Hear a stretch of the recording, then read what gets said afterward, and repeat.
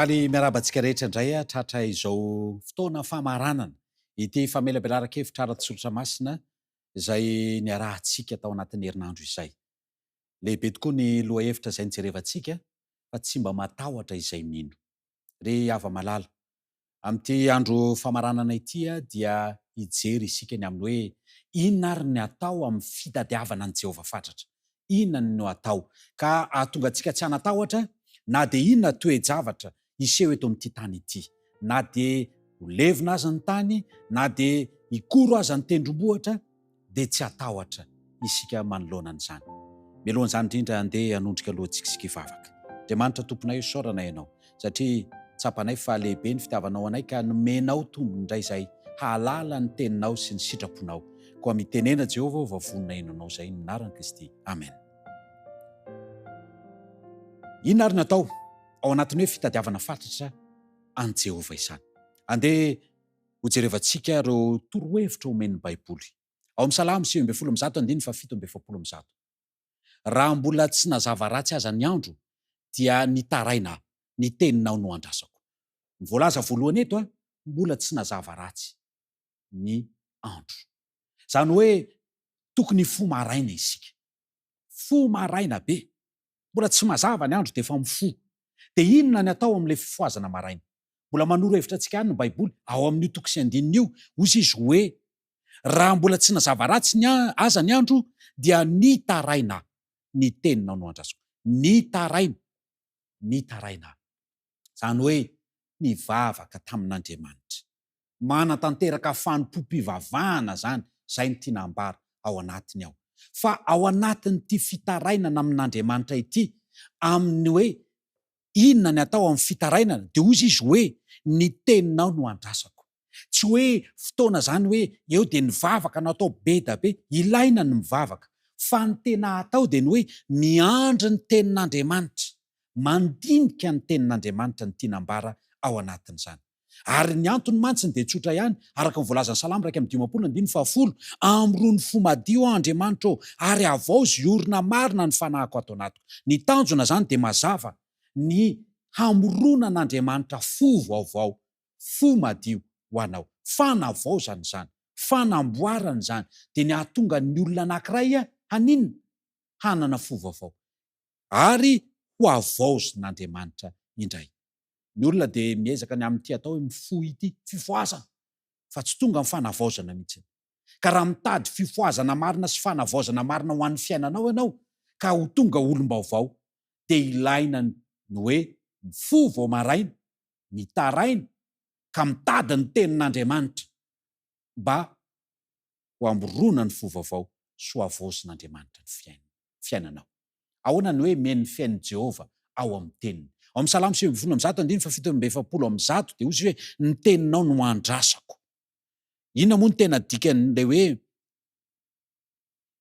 amin'ny teny frantsay izy dia hoe tena miandry ao anatin'ny fanantenana izay ho lazainao dia mandinika ny teniny ianao, miandry ny tenin'Andriamanitra zany ao anatin'ny fanantenana no andrasanao an'izany. Ao amin'ny boky Dia amin'ny Kristy, ao amin'ny boky izay nosoratan'ilay mpanoratra kristiana hoe Ellen White, ao amin'ny pejy 3 paragrafy 7 dia hozy izy hoe amin'ity miandry ny tenin'Andriamanitra ity, amin'ny fanantenana ity, dia izao mandray andiny tsoratra masina anankiray ianao, dia dinihana mbara-pahazahoanao tsara ny hefiny, dia mbara-pahazavana izay hikambanany amin'ny planin'ny famonjena, dia mahasoa noho ny mamaky toko maro tsy misy antony voafetra kendrena. Maro ny olona tia mamaky dia miteny hoe efa voavako daholo io. Fa eto ny torohevitra dia ny hoe maka andiny iray ianao, dia halalininao tsara izany, dia ampifandraisinao amin'izay hifandraisany no amin'ny planin'ny famonjena, hitondranao amin'ny famonjena. Dia izay ny mahasoa kokoa noho ny hoe namaky toko maro ianao tao anatin'izay. Ilay fitiavana mandresy, boky nosoratan'ilay mpanoratra kristiana Anabavy Ellen White, ao amin'ny pejy 2:7 paragrafy 7 dia hozy izy hoe mahasoa antsika ny mandany adiny iray isan'andro, handinihana ny fiainany mpamonjy, indrindrandrindra ny faraparan'ny fiainana, maneho ny sorona fampionona-pahatezerina nataony izay fototry ny famelan-keloka sy ny vahaolana amin'ny fahotana izay mitera-doza ho an'ny mpanota. Ry havana, adiny ray no atokana amin'iny marain'iny. Fiainany mpamonjy ny jerena ary mampitodika antsika zany izy hoe aiza ho aiza misy zany, aty amin'ny faraparam-piainana, aty amin'ny filazantsara aty zany no aneonany zany. De inona le zavatra tena finosiny eo? Lay sorona fampionona-pahatezerana nataony, sy afaka namelany fahotantsika. Tao anatin'io le asa nataon'i Kristy amin'ny hoe minoan Jesosy nomeny ny fanahy masina mba hitarika antsika tsy hanota intsony. Tao anatin'izay nalohany ny vidy ny fahotantsika, fahatelo navela ny fahotantsika, ary azontsika raisina ny famonjena. Tena zava-dehibe zany. Vokany lasa olom-baovao no nyery ny teny ianao. Tenin'Andriamanitra ny manavao sy manamboatra antsika. Tonga amin'ny finoana, matoky, matahotra, tsy manahy, tsy mitebiteby intsony. Tanteraka amintsika le hoe fa tsy mba matahotra izay mino, satria ny hery ny tenin'Andriamanitra mitondra finoana ho an'ny fiainantsika. Araka ny voalazan'i Jaona 1:1, ny teneny hoe mira Andriamanitra araka ny fanambarana io, ary tsy vitany hoe Andriamanitra fa ho sisy hoe fanahy, ary ny fanahy dia mitondra fiainana izany sy fahamarinana. Koa ny olona zany zay mandray ny teny isan'andro dia hitombo ny herin'ny teny ka hahatonga anazy ho amin'ny finoana, hanana fahatokiana, tsy hatahotra ary tsy hanana tebiteby ny amin'ny toe-javatra izay miseho ankehitriny. Zao ny voalaza Matthieu 9:1-20, tsy injovo ny voro manidina, fa tsy mba mamafy na mijinja na mitaona ho any an-tsopitra ireny. Ary ny rainareo izay any an-danitra mamelona azy, moa tsy mihoatra lavitra noho ireny va ianareo? Rava malala, tsy mihoatra ny lavitra noho ny vorona ve isika? Tena vonona ny karakara sy tsinjotsika izy. Fa zao tadiavo amin'ny alalan'ny tenin'ny Andriamanitra, dia izy no sy karakara antsika. Zava-dehibe ny fahatakarantsika ry zany. Ary izy ao aminareo na dia manaza no mahay manampy andro iainana, na dia kely monja aza. Ary nahoana no manany amin'ny fitafiana ianareo, dia ny ho tsara ny faniry ny voninkazo any an-tsaha, tsy mba miasa na mamoly ireny. Nefa lazaiko aminareo fa na dia Solomona tao amin'ny voninahiny rehetra aza, tsy mba nitafy tahaka ny anankiray amin'ireny. Ary raha niahatra any an-tsaha izay any anio ka hatsipy any am-patana raha ampitso no ampitafian'Andriamanitra toy izany, tsy maika ve ianareo ry kely finoana? Dia ho tonga lehilahy ny finoana ve ianao, vehivavy amin'ny finoana, manasa anao ny tompo ankehitriny. Manana programa lehibe ho an'ny fiainako sy ho an'ny fiainanao izy, ary manana vina lehibe ho an'ny fiainantsika izy. Andeha ho tadiavintsika fatratra amin'ny fiarahana amin'ny tenin'ny Andriamanitra, dia aneo fahagagana mahagaga ho an'ny fiainantsika izy. Aza manahy ny amin'izay hohaninao, ny sakafo ny vola, aza manahy ny amin'izany ianao. Ao amin'ny Salamo 4:2 dia hoy izy hoe ka izany tsy atahorantsika na dia ho levona aza ny tany, na mifindra ho ao anatin'ny ranomasina aza ny tendrombohitra, tsy matahotra satria miankina amin'ny Jesosy, ilay vahaolana momba amin'ny famonjena ao amin'ny fitsarana ny fiainanao. Inona ny tokony atao? Andeha hiekeloka isika ry havana. Andao esorina ireo hevitra mampisaraka antsika amin'ny Andriamanitsika, izay mahatonga ny toe-javatra eo amin'ny fiainantsika mihasarotra tsara. Hoy ny voalazan'ny boky Herin'ny Fanandrana ao amin'ny boky nosoratan'ilay mpanohitra kristianina i Ellen White, ao amin'ny pejy 220 paragrafy 1. Ny dingana voalohany eo amin'ny fampihavanana amin'Andriamanitra dia ny fiekekeloka izany. Ao amin'ny Dinin'i Kristy pejy 320 paragrafy 3, ao amin'ny boky nosoratan'ilay mpanohitra kristianina ihany, iza izay tsy mampietra ny fanahiny teo anatrehan'Andriamanitra tamin'ny fiekena ny elony, dia tsy mbola nahatanteraka ny ambaratonga voalohany na amin'ny fihavanana amin'Andriamanitra izany. Io zany ny dingana voalohany, ny fiekena ny fahotana. Aona moa ny fanambarana azy io?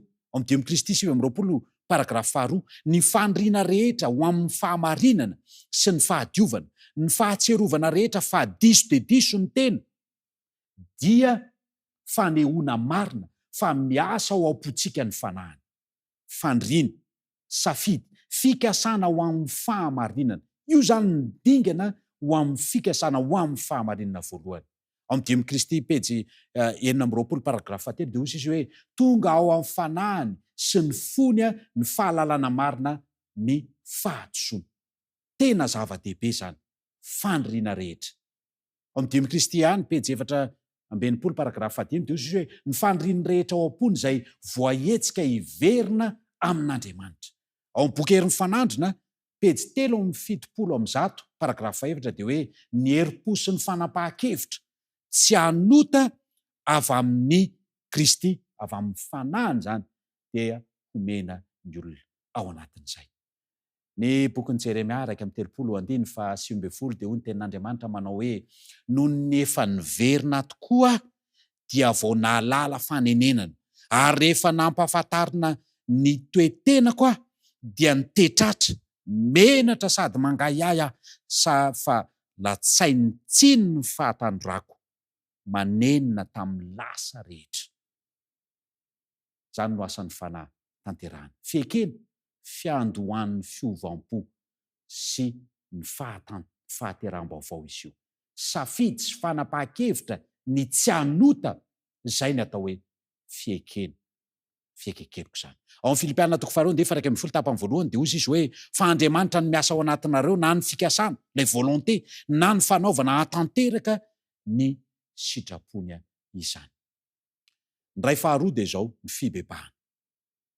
Eo amin'ny Kristy pejy 7:2 dia hozy izy hoe hitany Davida zany ny hita tao anatin'izay ny alitony ny fanahiny ka dia nankahalan'ny fahotany izy. Nahita ary nankahalan'ny fahotany izy rehefa avy eo. Ao amin'ny Kristiany pejy 4 paragrafy 2 dia hozy izy hoe miala tanteraka amin'ny ratsy ao am-po, miala tanteraka amin'ny ratsy ao am-po. Ilay fitiavana mandresy pejy 9:7 paragrafy 3 dia hozy izy hoe fahadiovana amin'ny fiteny sy ny fisainana. Ny olona tonga amin'ny fibebahana zany dia olona efa nandresy izy, nandresy amin'ny fahotana, ary eo no idirany atao hoe fahatanterahana izany. Dia eo amin'ny Kristy pejy 7 paragrafy 2 dia hozy izy hoe ary dia isy fiovana ho hita eo amin'ny toe-panahy sy amin'ny fombafomba ary amin'ny rahatao. Hita lalandava eo amin'ny fiteny sy ny fanao mahazatra. Zany hoe raha jerevana zany, tena misy fiovana tanteraka eo amin'ilay olona, miova tanteraka ny fiainana. Amin'inona zany? Amin'ny fiteny, amin'ny fanao mahazatra, amin'ny rahatao andavanandro. Miova ilay olona. Ao amin'ny Jaona 1:7-9 dia hozy izy hoe izay rehetra mitoetra ao aminy dia tsy manota, izay rehetra manota dia tsy mahita na mahalala azy. Zany hoe tena efa mandresy amin'ny fahotana zany ilay olona. Fibebahana mitsahatra ny olana satria voavela ny eloko. Hosetry ny mosary sy ny tsy fahampitsakafo sy ny tsy fahampim-bola.